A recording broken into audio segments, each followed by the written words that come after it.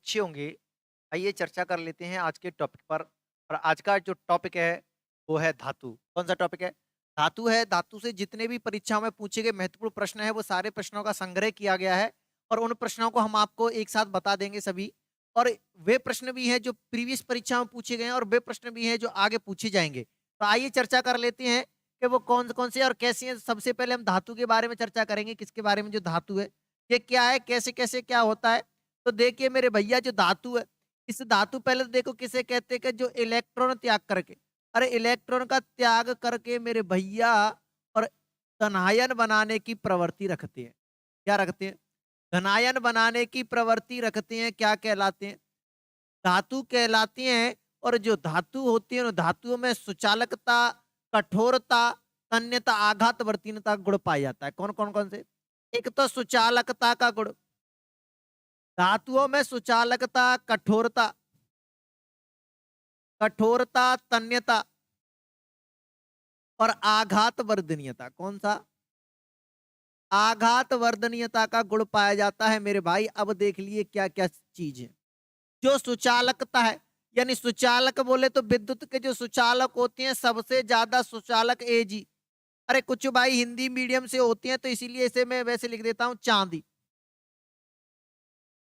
सुचालकता का सर्वाधिक गुण चांदी में पाया जाता है। और सबसे कम की बात करें कि सबसे कम सुचालकता का गुण, तो सबसे कम मेरे भैया शीशा में पाया जाता है। किस में पाया जाता है?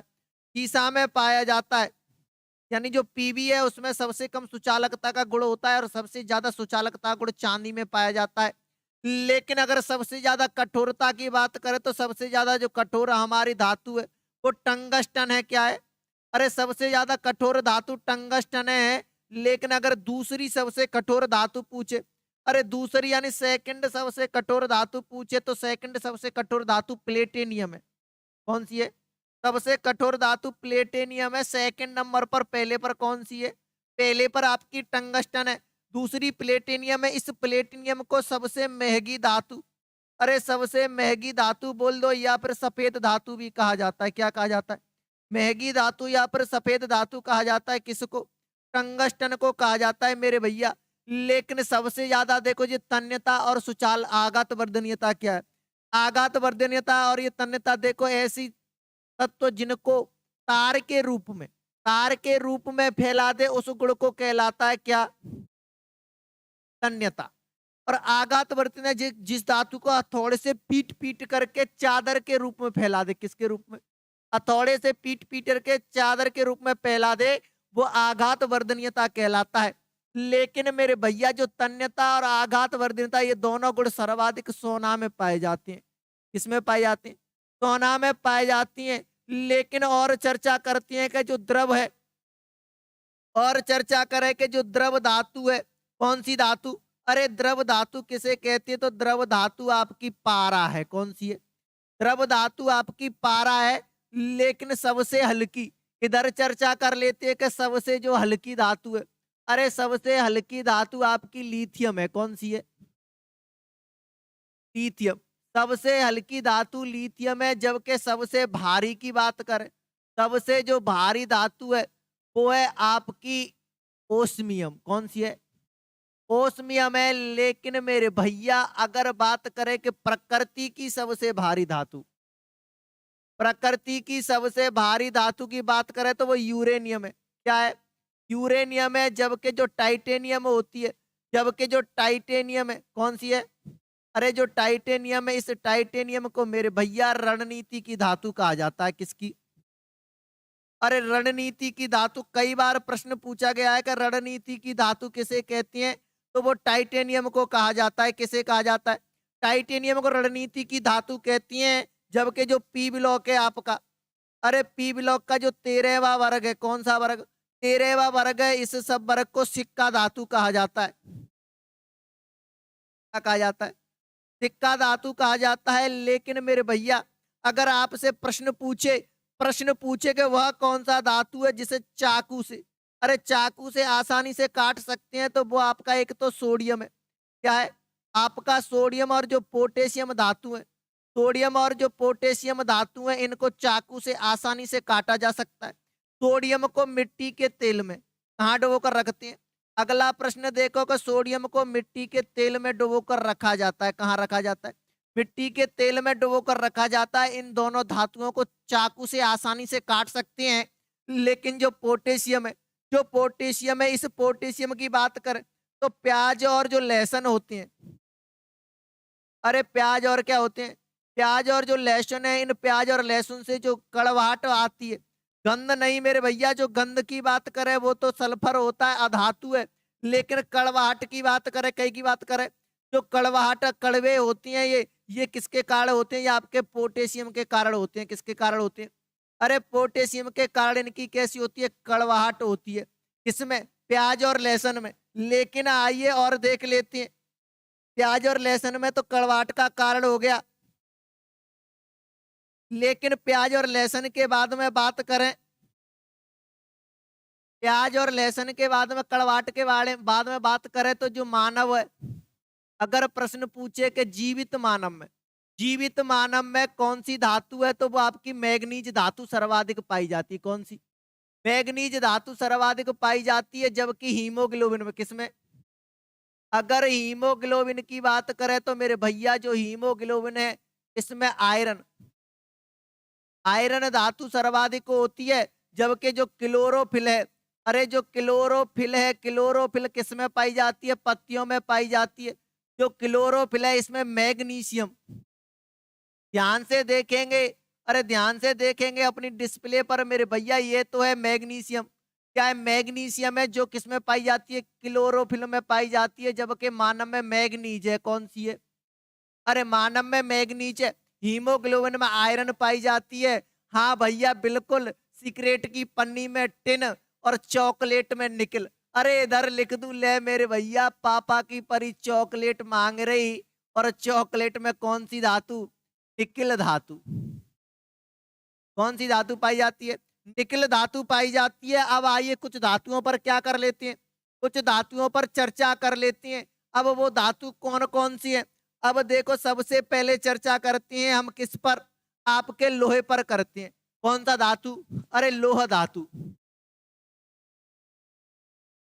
आइए तो चर्चा कर लेते हैं लोह धातु पर। कुछ महत्वपूर्ण धातु हैं जिनके बारे पर, अरे कुछ महत्वपूर्ण धातु जिन पर चर्चा कर लेने से कुछ महत्वपूर्ण प्रश्न हल हो जाते हैं, और ये प्रश्न बार बार परीक्षा में पूछे जाते हैं। तो वो कौन कौन सी हैं? तो सबसे पहले हम चर्चा करते हैं लोह धातु पर। आइए लोह धातु पर चर्चा करें। जो लोहा है, इसको एफ ही, क्या प्रतीक है? एफ ही, मतलब रासायनिक भाषा में कहती हैं फेरस। क्या कहते हैं? फेरस कहते हैं। लेकिन मेरे भैया, जब जब ये लोहा नमी के संपर्क में आता है, इसके संपर्क में, नमी के जो वायुमंडल में नमी है, जब संपर्क में आ जाता है, तो संपर्क में जैसे ही आता है तो इस पर क्या लग जाती है? जंग लग जाती है। क्या लग जाती है? लोहे पर लग जाती है जंग। इसको कहते हैं क्या है? फेरस। नमी के संपर्क में आ गया तो क्या बन गया? Ferrous oxide. इसे जंग लगने को क्या कहते हैं? फेरस ऑक्साइड कहते हैं। क्या कहलाती है प्रक्रिया? फेरस ऑक्साइड कहलाती है। जंग लगने से लोहे का भार बढ़ जाता है। बार बार प्रश्न आता है कि लोहे का भार क्या हो जाता है? अरे लोहे का भार बढ़ जाता है, जंग लगने से इसका क्या हो जाता है? लोहे का भार बढ़ जाता है। तीन क्या है? आपने देखा होगा, अरे गांवों में अक्सर जब कबाड़े वाले आते हैं, अरे जो लोहा लोहा लेने वाले कबाड़े वाले आती हैं, तो वो क्या करती हैं कि जब जैसे किसी लोहे पर जंग लग गई है, उसको खटखटा करके जब तौल लगाती हैं। क्यों लगाती हैं पता है? क्योंकि उनको पता है, अरे मेरे भैया कबाड़े वाला पहले यहाँ से पढ़ के गया था वेलकम एजुकेशन से। अब वो पढ़ के गया था, उसे पता था कि जंग लग जाती है तो लोहे का क्या हो जाता है? भार बढ़ जाता है। इसीलिए उसे वो खटखटा करके लेता है, बिल्कुल जंग को छुड़ा करके जब उसका वजन करता है, जब ये फेरस ऑक्साइड कहलाता है। लेकिन मेरे भैया, जो जंग लगी है, इसे ये रासायनिक अभिक्रिया है। कौन सी अभिक्रिया? लोहे पर जंग लगना पूछ लेता है तो कौन सी अभिक्रिया है? रासायनिक अभिक्रिया है। अरे मेरे भैया, दो अभिक्रिया होती है, एक भौतिक एक रासायनिक। थोड़ी सी चर्चा कर लेते हैं। जो रासायनिक अभिक्रिया और भौतिक अभिक्रिया, मैं सीधी सी साधारण भाषा में आपको समझा दूं कि जो भौतिक है ना, भौतिक भौतिक का मतलब होता है कि जैसे किसी वस्तु से कुछ बना लो, फिर लौट के उसी को बना लो। जैसे मोम का पिघलना। अब मोम एक बार पिघल गया पिघला है, जला नहीं। मैंने ये नहीं कहा मोम का जलना, मोम का पिघलना। पिघल गया है, उसे फिर से मोम बना सकते हैं। लेकिन अगर ये बताइए कि रासायनिक अभिक्रिया में होता है एक बार जो हो गया वो फिर नहीं हो बनेगा। जैसे लोहे पर लग गई जंग, क्या अब जंग से हम लोहा बना सकते हैं? नहीं बना सकते ना। तो ये कैसी रासायनिक अभिक्रिया? जैसे एक और उदाहरण देखो रासायनिक अभिक्रिया, दूध से दही बनना। दूध से क्या बनना? दही बनना रासायनिक अभिक्रिया है। क्या हम दही को फिर से दूध बना सकते हैं? नहीं बना सकते। तो रासायनिक अभिक्रिया में फिर से वो पदार्थ नहीं प्राप्त कर। तो कौन सी अभिक्रिया इसमें? रासायनिक अभिक्रिया है। जंग लगने से लोहे का भार बढ़ जाता है, फेरस ऑक्साइड कहलाती है। ये रेडॉक्स अभिक्रिया है। कौन सी अभिक्रिया? अगर पूछे कि कौन सी अभिक्रिया है तो ये रेडॉक्स अभिक्रिया है। और रेडॉक्स अभिक्रिया में उपचयन और ऑक्सीकरण, सॉरी अपचयन और ऑक्सीकरण एक साथ होता है। कौन सी अभिक्रिया है? रेडॉक्स अभिक्रिया। रेडॉक्स अभिक्रिया में क्या होता है? एक तो अपचयन, अपचयन होता है और ऑक्सीकरण। रेडॉक्स अभिक्रिया में अपचयन और ऑक्सीकरण दोनों क्या होते हैं?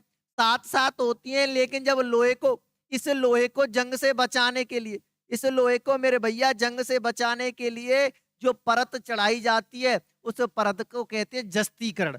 इसकी पहले तो समझो, जस्ता की परत चढ़ाई जाती है। अगर जस्ता की परत चढ़ाएंगे तो क्या कहलागा? जस्तीकरण। क्या कहलागा?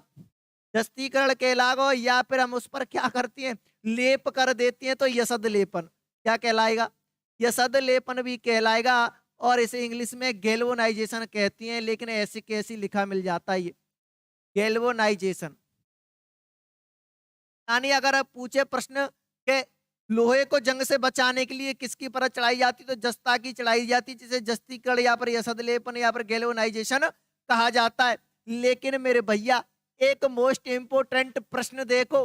अरे मोस्ट इंपोर्टेंट प्रश्न यहाँ लिख देता हूँ स्टार लगा के, स्टार लगा के लिख देता हूँ कि जो चुंबक है, अरे अस्थायी चुंबक, थोड़ा सा एक प्रश्न चुंबक से बनता है वो देख लेते हैं कि जो अस्थायी चुंबक है और अस्थायी जो चुंबक है मेरे भैया वो किसकी बनी होती है? अस्थायी चुंबक मेरे भैया किसकी बनी होती है? प्रश्न बार बार पूछा गया है। तो हम लोह तत्व धातु पढ़ रहे हैं तो इसी में बता देता हूं कि जो अस्थायी चुंबक है वो नरम लोहे की बनी होती है। किसकी बनी होती है? नरम लोहे की बनी होती है अस्थायी चुंबक। लेकिन अगर मानव शरीर में, अगर मानव शरीर में क्या बढ़ जाए? मानव शरीर में आ जाए लोह तत्व की कमी। क्या आ जाए? कमी आ जाए तो एक रोग हो जाता है। जो रोग क्या कहलाता है? एनीमिया कहलाता है। क्या कहलाता है? एनीमिया कहलाता है। जिसका अगर एक और नाम की बात करें तो इसका अरक्तता भी कहती है। क्या कहती हैं? अरक्तता भी कहती हैं। रक्त क्षीणता भी कहा जाता है। क्या कहा जाता है? रक्त रक्त क्षीणता। यानी जब मानव शरीर में लोह तत्व की कमी आ जाती है तो क्या, कौन सा रोग हो जाता है? एनीमिया या अरक्तता या रक्त क्षीणता हो जाता है। लेकिन मेरा भैया एक कह रहा है कि सर जी अगर ये तो हो गई कमी, अगर अधिक हो जाने पर ये मानव शरीर में कैसा हो जाए? अगर मानव शरीर में इसकी मात्रा हो जाए अधिक तो कौन सा रोग होगा? तो मेरे भैया रोग होगा वो आपका है लोहमयता। कौन सा? लोहमयता, जिसे सीड्रोसिस कहते हैं। क्या कहते हैं? सीड्रोसिस रोग कहा जाता है। ये कौन सा रोग है? ये रोग ज्यादातर से दक्षिण अफ्रीका के वॉन्टू जनजाति में होता है। कौन सा? लोहमयता या सीड्रोसिस। कब होता है? जब लोह तत्व की मानव शरीर में क्या हो जाती है? अधिकता हो जाती है। कमी होने पर एनीमिया, अरक्तता और रक्त क्षीणता। ये हो गया आपका लोह धातु। आइए आगे चर्चा कर लेते हैं इसके बाद में। लोहे के बाद में देखो आपका कौन सा है? पारा। कौन सा धातु है? अरे मोस्ट जो इम्पोर्टेंट धातु है उन सबको मैं करा देता हूं। जो पारा है, अब देखिए पारे के बारे में चर्चा। यानी पारे का जो प्रतीक है वो Hg होता है। यानी हाइड्रोजन कहते हैं। क्या कहते हैं रासायनिक भाषा में? इसे रासायनिक भाषा में हाइड्रोजन कहा जाता है। लेकिन मेरे भैया इसको क्विक सिल्वर कहते हैं। कौन सी सिल्वर? इसको क्विक सिल्वर कहती है। क्यों कहती है? कि जो सिल्वर, सिल्वर बोले तो चांदी के साथ अम्लगम सर्वाधिक बनाता है, इसीलिए इसे क्विक सिल्वर कहते हैं। आइए आगे चांदी पढ़ेंगे तब बताएंगे। इसे क्विक सिल्वर भी कहा जाता है। इस पारे की और बात करें तो ये कमरे के ताप पर द्रव अवस्था में एकमात्र अधातु जो एकमात्र धातु जो कैसी पाई जाती है? कमरे के ताप पर द्रव अवस्था में पाई जाती है। वो क्या कहलाती है? वो आपकी एकमात्र क्या है? कमरे के ताप पर द्रवस्था में, तो वो कौन सी है? पारा है। लेकिन और आगे इसी में चर्चा करें पारा में तो ये आपका तापमान मापने के लिए सर्वाधिक उपयोगी होता है। क्यों होता है कि इसका जो हमने पहले, अरे इससे पहले जो क्लास थी हिमांक गलनांक क्वथनांक वाली, तो इसका जो हिमांक होता है, हिमांक बोले या गलनांक बोले, हिमांक और गलनांक है वो माइनस के 39 डिग्री सेल्सियस होता है। कितना होता है? 39 डिग्री। लेकिन इसी का अगर क्वथनांक बोले, अरे ये कितने पर उबलने लगेगा, तो ये आपका 357 डिग्री सेल्सियस ताप पर क्या करने लग जाता है? उबलने लग जाता है। इसीलिए इसे तापमान मापने के काम में करती है। जैसे उदाहरणतः देखें कि जितने भी बैरोमीटर, अरे बैरोमीटर से मैंने आपको बताया था क्या मापते हैं? वायुमंडलीय दाब नापते हैं। तो बैरोमीटर है, रक्त दाब मापी है, अरे रक्तदाब मापी है, ताप मापी है, अरे जितना भी तापमान मापी है। आद में क्या भरा होता है? सभी में पारा भरा होता है, पारा द्रव अवस्था में होता है। और सबसे क्या होता है इसका हिमांक और गलनांक देखा है तो माइनस के 39 डिग्री सेल्सियस, क्वथनांक 357 डिग्री सेल्सियस होता है। और देखो जो पारा, अरे आपका जो ट्यूबलाइट होती है, अरे मेरे भैया कौन सी लाइट, मेरे भैया देख जो शादी में गो, एक शादी में सीन क्या है, शादी में गयो और शादी में वहां क्या सभी सभी पापा की परी चमक रही थी। अरे चमक इसलिए रही थी कि 3D तो मेकअप था और मेकअप पर क्या जल रही थी? ऊपर से ट्यूबलाइट जल रही थी। क्या जल रही थी? ट्यूबलाइट जल रही थी। लेकिन भैया पढ़ के गया था कि जो ट्यूबलाइट है, इस ट्यूबलाइट में पारे की वाष्प भरी होती है। किसकी वाष्प? ट्यूबलाइट में पारे की वाष्प होती है। लेकिन किसके साथ में? आर्गन अक्रिय गैस के साथ में। कौन सी गैस? जो आर्गन अक्रिय गैस के साथ में पारे की वाष्प होती है। और जो आर्गन है ये अक्रिय गैस, अक्रिय गैस का अलग से टॉपिक है, वो आप देख लेंगे। लेकिन यहाँ मैं बताऊं कि ब्रह्मांड में सर्वाधिक 0.93% अक्रिय गैस पाई जाती है। अक्रिय गैस को अक्रिय गैस, निष्क्रिय गैस, नोबल गैस, शून्य गैस, आदर्श गैस, शाही गैस के नाम से भी जाना जाता है। और इनकी संख्या 6 होती है, वो अलग से टॉपिक है, बात करेंगे। लेकिन इसके साथ में कौन सी? पारे की वाष्प के साथ अक्रिय गैस यानी आर्गन अक्रिय गैस का उपयोग किया जाता है। अब आइए आगे की और चर्चा कर लेते हैं। अब अगला आपका जो टॉपिक है, यानी इसी में देखेंगे, एक हो गया पारा, पारे के बाद में पढ़ेंगे सोना, पढ़ेंगे सोना। हाँ बिल्कुल बिल्कुल, अरे वेरी गुड। एक भैया कह रहा है पीछे बैठा हुआ कि सर जी एक टॉपिक रह गया है। उसमें क्या रह गया है? उसमें ये रह गया कि यदि जल में जो पीने योग्य जल है, अगर इस जल में किसकी मात्रा बढ़ जाए, पारे की मात्रा बढ़ जाए, तो एक रोग हो जाता है। जो रोग है मिनी माता रोग। कौन सा रोग? मिनी माता रोग हो जाता है। और जो मिनी माता रोग है सबसे पहले 1960 में जापान में हुआ था। कहां पर हुआ था? जापान में हुआ था। यानी पारे में जब किसकी मात्रा बढ़ जाए, पारे में अगर इसकी मात्रा जो पीने योग्य जल है उसमें पारे की मात्रा बढ़ जाती है तो मिनी माता रोग हो जाता है। जो सबसे पहले 1960 में जापान में हुआ था। कहाँ हुआ था? जापान में हुआ था। लेकिन अब अगला कौन सा है? सोना है। कौन सा है? सोना। तो आइए चर्चा कर लेते हैं सोने पर। सोने पर चर्चा करें तो इसका जो प्रतीक है वो है एयू। एयू यानी ओरम। क्या कहलाता है? ओरम है रासायनिक नाम। सोना को नोबल धातु भी कहते हैं। कौन सा धातु? नोबल धातु कहते हैं। इसे महंगी धातु नहीं कहा जाता है, क्योंकि महंगी धातु किसे कहा जाता है? महंगी धातु प्लेटिनियम को कहा जाता है, जो कि दूसरी सबसे कठोर धातु है, सफेद धातु है। इसे महंगी धातु नहीं कह सकते, नोबल धातु। इसे धातुओं का राजा कहा जाता है। इसका राजा, अरे जितनी भी धातु हैं इनका क्या कहा जाता है? राजा किसे कहा जाता है? सोने को कहा जाता है। इसके जो आभूषण बनाए जाते हैं, क्या बनाए जाते हैं? अरे आभूषण बनाए जाते हैं मेरे भैया। और जो शुद्ध सोना होता है वो 24 कैरेट होता है। कितना होता है? 24 कैरेट शुद्ध सोना होता है। लेकिन जो आभूषण बनते हैं वो 22 कैरेट के बनते हैं। कितने के आभूषण बनते हैं? वो 22 कैरेट के बनते हैं। ये कैसा सोना है? शुद्ध सोना है, शुद्ध सोना। यानी आपने देखा होगा, अरे एक सुनार को क्या किया, सुनार से जैसे ही आभूषण बनवाए थे वो पैसे तो कितने के ले लेता है? 24 कैरेट के पैसे लेता है। लेकिन कितना सोना लगाता है? 22 कैरेट लगाता है। इसका मतलब 2 कैरेट सोने के पैसे कहाँ जाते हैं? जिम में। अगर 24 कैरेट सोने का आभूषण इसलिए नहीं बनती है कि 24 कैरेट जो शुद्ध सोना है वो बहुत नाजुक है, नरम होता है। जैसे किसी ने कान का बनवा लिया, जैसे ऐसे पकड़ लिया, पकड़ने से वो टूट जाएगा। इसलिए उसमें क्या मिला देता है? अरे इसमें तांबा मिला देता है। यानी अगर सुनार जो पैसे वाले होते हैं कहाँ से होते हैं?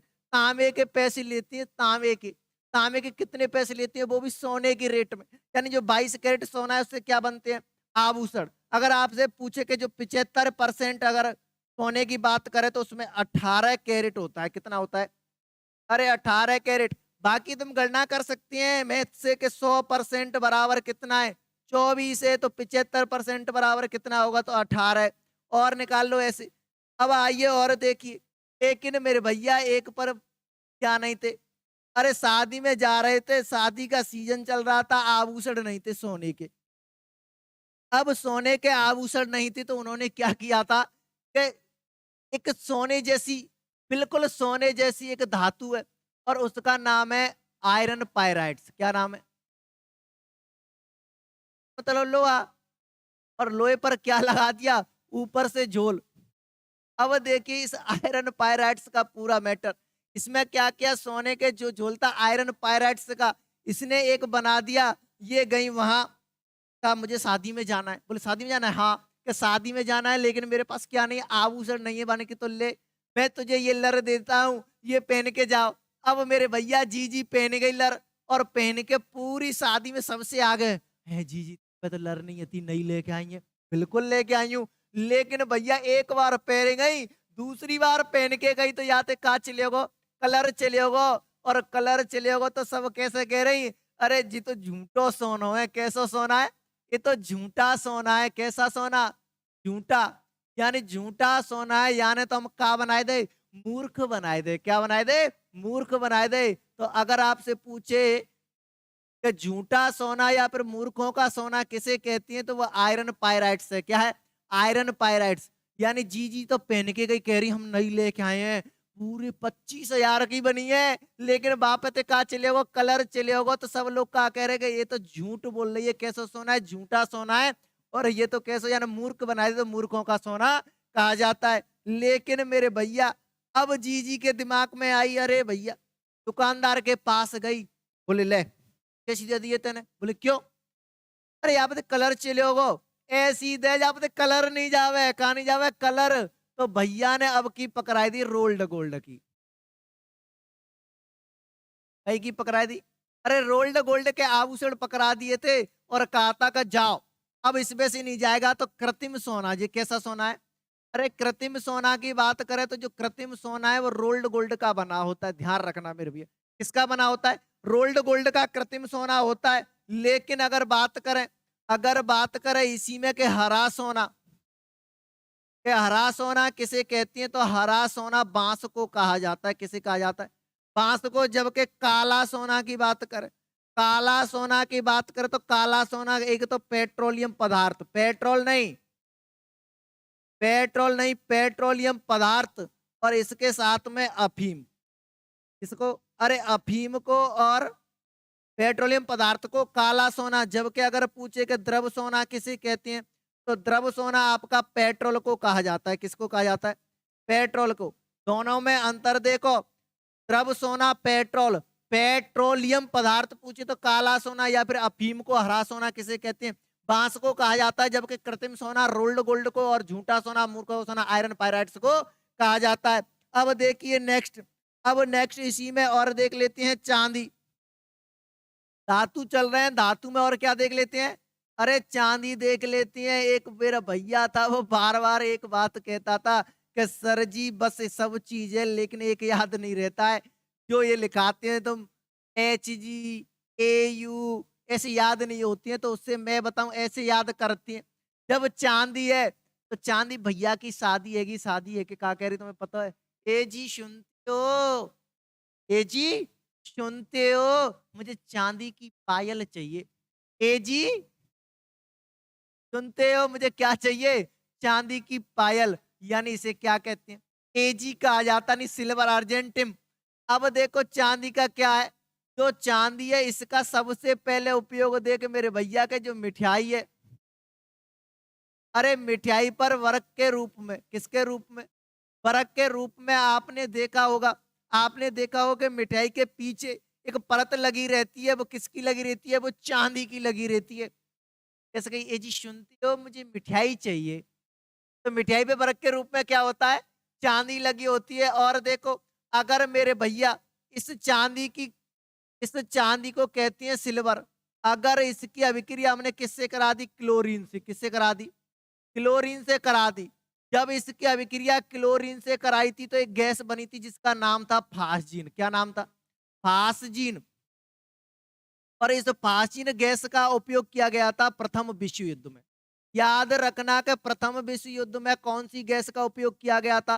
तो फास्जीन का किया गया था। लेकिन मोस्ट इंपोर्टेंट प्रश्न, अरे मोस्ट इंपोर्टेंट प्रश्न ये है मेरे भैया के, अगर पूछे कि प्रथम विश्व युद्ध में रासायनिक हथियार, कैसे हथियार? अरे प्रथम विश्व युद्ध में रासायनिक हथियार बनाने के लिए कौन सी गैस का उपयोग किया गया था? तो वो आपकी मस्टर्ड गैस ही। कौन सी गैस? Mustard gas. लेकिन अगर पूछेगा प्रथम विश्व युद्ध में कौन सी गैस का उपयोग किया गया था, तो वो आपकी कौन सी गैस थी? वो आपकी थी फास्जीन गैस। लेकिन रासायनिक हथियार बनाने के लिए कौन सी? मस्टर्ड गैस का उपयोग किया गया था।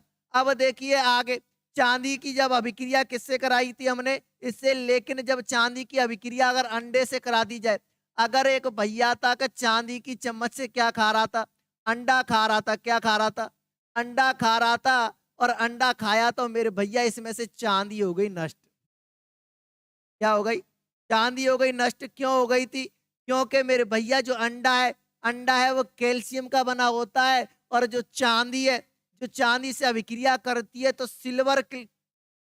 हाँ सिल्वर बनाती है। इसमें क्या हो जाता है? चांदी नष्ट हो जाती है। लेकिन अगर इसी चांदी को, अगर इस चांदी की अभिक्रिया करा दे ब्रोमीन से, यानी AgBr, क्या बन जाएगी? सिल्वर ब्रोमाइड बन जाएगी। सिल्वर ब्रोमाइड का उपयोग पूछे तो सिल्वर ब्रोमाइड का जो उपयोग किया जाता है वो आपका करते हैं फोटोग्राफिक फिल्म बनाने में। क्या बनाने में? अरे फोटोग्राफिक फिल्म बनाने में किसका उपयोग करते हैं? AgBr का। इसका उपयोग करते हैं AgBr यानी सिल्वर ब्रोमाइड का प्रयोग करते हैं। जबकि जो AgI है, AgI का मतलब है सिल्वर आयोडाइड। सिल्वर लिख देता हूं, ये लो। जो सिल्वर आयोडाइड है इसका अगर उपयोग की बात करें तो इसका उपयोग किया जाता है मेरे भैया कृत्रिम वर्षा कराने में। कैसी वर्षा? अरे कृत्रिम वर्षा। हाँ बिल्कुल, बिल्कुल मेरे भाई, कृत्रिम वर्षा कराई जा सकती है। यानी अगर वर्षा ना हो तो इस सिल्वर आयोडाइड के अनुसार क्या करा सकते हैं हम? कृत्रिम वर्षा करा सकती है। जो पश्चिमी कंट्री है, पश्चिमी कंट्रियों में क्या होता है? कृत्रिम वर्षा कराई जाती है। लेकिन इंडिया में नहीं। इंडिया में क्यों नहीं करवा सकती है? यहाँ पर बेशक 1-2 साल वर्षा ना हो लेकिन नहीं करवाएंगे क्योंकि जो उपजाऊ क्षेत्र है इंडिया में वो कम है। उपजाऊ भूमि कम है। लेकिन जैसे अगर हमने वर्षा करवाई तो जितना वर्षा करवाने में खर्च हो जाएगा उससे कम अनाज पैदा होगा। इसलिए क्या नहीं करवाती हैं? कृत्रिम वर्षा नहीं करवाती हैं। लेकिन सबसे बेस्ट इंपोर्टेंट प्रश्न मैं ऊपर लिख देता हूँ, कलर चेंज करके यहाँ लिख देता हूँ, स्टार लगा के छाप लो। अरे स्टार लगा के छाप लो मेरे भैया। मोस्ट प्रश्न है, बार बार पूछा जाता है। मोस्ट प्रश्न है कि जर्मन सिल्वर में, जो जर्मन सिल्वर है इसमें सिल्वर यानी चांदी की मात्रा, जर्मन सिल्वर में चांदी की मात्रा कितने % पाई जाती है? तो अगर ये प्रश्न आवे तो इसमें 0% पाई जाती। जर्मन सिल्वर में सिल्वर की मात्रा या चांदी की मात्रा कितने % है? तो 0% है। क्योंकि जो किसकी बनी होती है? ये कॉपर, निकेल और जिंक की बनी होती है। इसमें कहाँ है चांदी? कहीं नहीं है। तो प्रश्न सिर्फ नाम की है। जैसे शीशा पेंसिल में शीशे की मात्रा 0% होती है ग्रेफाइट वाले में, ऐसे इसमें जर्मन सिल्वर में सिल्वर की मात्रा कितने % होती है? 0% होती है। ये लो मैं यहाँ लिख दूं कि सिल्वर में, ये काट दी, ये लिख दी सिल्वर। जर्मन सिल्वर में सिल्वर की मात्रा कितने % है? तो 0। किससे बनी है? कॉपर, निकल और जिंक। बेस्ट इंपोर्टेंट क्वेश्चन है। लेकिन मेरे भैया, लेकिन जो अमिट स्याही होती है, कैसी स्याही? अमिट स्याही होती है। अरे अमिट स्याही जानते हो? अरे एक भैया चुनाव में जब वोट डालने जाती हैं, अरे वोट डालने गए तो भैया की उंगली पे ऐसे निशान कर दिया, भैया ने ऐसे साफ किया फिर चल दिया। फिर दोबारा से आए फिर उसने ऐसे कर दिया। उन्होंने देखा था कि जो वोट डालने जाते उस पर ऐसे कर दे, मिटा लेती है। अरे पोलियो की दवाई पी तो होगी, वोट डालने में ना गए तो पोलियो दवाई ना पी, पोलियो की दवाई वाले ऐसे ऐसे निशान कर देते हैं। ऐसे निशान कर देती है तो वो कौन सी स्याही होती है? अमिट। वो मिटती नहीं है कई दिन तक। वो किसकी बनी होती है? AgNO3 की बनी होती है। किसकी? AgNO3। AgNO3 कहते हैं सिल्वर नाइट्रेट। इसे कहते हैं सिल्वर नाइट्रेट की बनी होती है क्या अमिट स्याही, की बनी होती है सिल्वर नाइट्रेट की। और जो दर्पण होता है आपका दर्पण, अरे दर्पण तो सभी जानते होंगे, शीशा जिसमें हम मुंह देखते हैं, तो मुंह देखने वाला जो शीशा होता है इसके जो पीछे लेप होता है, अरे जो पीछे जो लेप होता है उस पर लेप किसका होता है, वो भी AgNO3 का होता है, सिल्वर नाइट्रेट का। ये आपके सामने था कि महत्वपूर्ण धातु वाला टॉपिक, और धातु में जो महत्वपूर्ण धातु थे वो मैंने आपके सामने रख दिए। अब ये देखिए जितना आपके समझ में आया मैंने बताया, और जितने भी प्रश्न बने उन सब बना दिए। मिलते हैं नए टॉपिक के साथ। जय हिंद, जय भारत। जब तक के लिए वीडियो को शेयर करें, सब्सक्राइब करें, लाइक करें।